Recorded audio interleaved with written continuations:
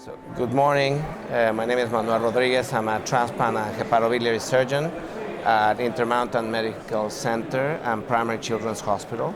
We're here in Prague at the International Liver Transplant Society, and I'm here with Roberto Hernandez, who is now in Rochester, New York, and he was instrumental in the development of a DCD in Canada. Roberto, the most important thing to start is for you explaining to us and to the people that are going to watch this video, what is DCD? What is it that we call DCD?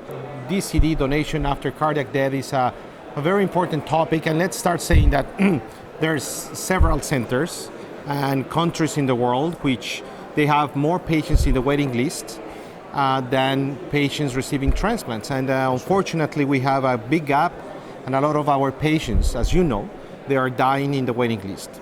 So there's some way to expand the donor pool. We need to expand it, and one way of doing this, partially, it's with donation after cardiac death. So donation after cardiac death is a way to increase this donor pool, and these are patients who have devastating neurological injury, right, where they cannot donate because they don't have brain death. However, the decision from the family and the ICU team is to withdraw life support. And if that happens and the heart stops, patients can donate, the families can donate the organs of their beloved. Once the patients get declared and... Once the patients declare, and if we're as a surgeons fast enough to recover those organs with the consent, of course, from the family and the ICU, we can use them. With the liver, it's important, we have to be very careful because we have to be quick enough to recover the organ in around 30 minutes. I have the opportunity during my training to be with the Pioneer and be part of the Pioneer team in Canada of the first DCD liver transplant. And after that, I continue working on that, and I develop a career on that, publishing several papers. And nowadays we can say, if you're careful with the selection of patients, the donors, we want them to be below 55 years, relatively in good shape. I would say good shape with a body mass index perhaps below 30, and a short time from with the withdrawal of life support to the moment that you can recover the organs of 30 minutes, you can use those organs. The biggest concern has been that there's some biliary bile ducts complications, but if we're careful in selecting the patients, that complications drops, and this is what we came to present to this meeting in a consortium of 10 centers from North America, and the results are pretty good.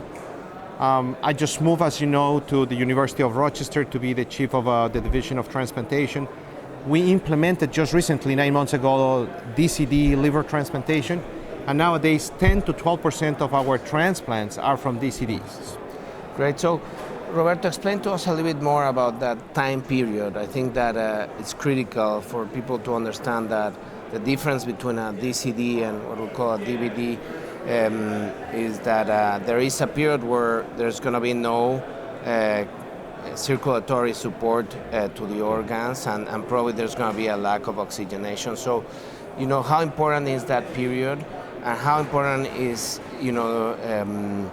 the cold ischemia time, the time after you procure the organ until you implant it, Yeah, that's really important, Manuel, and I agree with you. This is our critical time. So the first that we call warm ischemia is from the moment of when they withdraw support from their donor, and the blood pressure and the oxygenation of the organs start calming down. Mm-hmm. So there's some damage to those organs.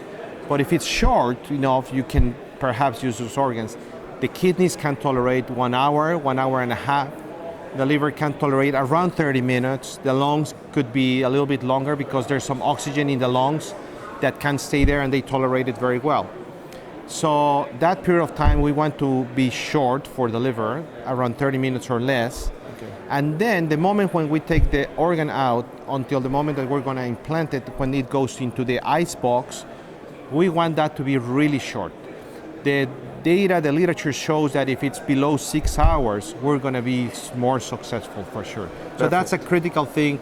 The organization the commitment from the team in the operating room, the coordinators, needs to be a very good coordination of Yeah, this. and I think that most of these cases, for people who don't know, often happen in centers or in hospitals that are not transplant centers. So it's a little bit of a changing culture for the intensive care unit and the anesthesia. I think one last question, Roberto, that maybe you can help us on advice.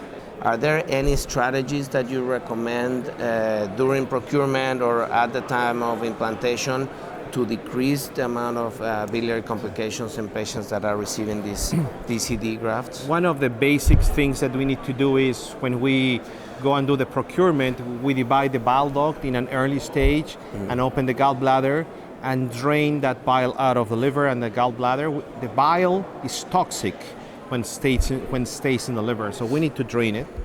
As you mentioned, keep a cold ischemia time, which is the time from bringing the organ to the transplant center, and a short warm ischemia time. And another thing is some centers are using some thrombolytic agents to decrease the clotting factors inside of the liver. To avoid this, there's a lot of research that we need to wait to see if this is working and decreasing the rate of biliary complications. But so far there are centers who have a very low complication rate, as low as 3%. At our centers around 10%. But the vast majority of the time, this is something that we can manage with our GI team doing scopes. Excellent.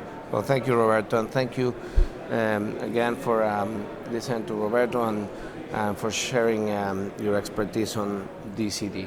Thank you very much.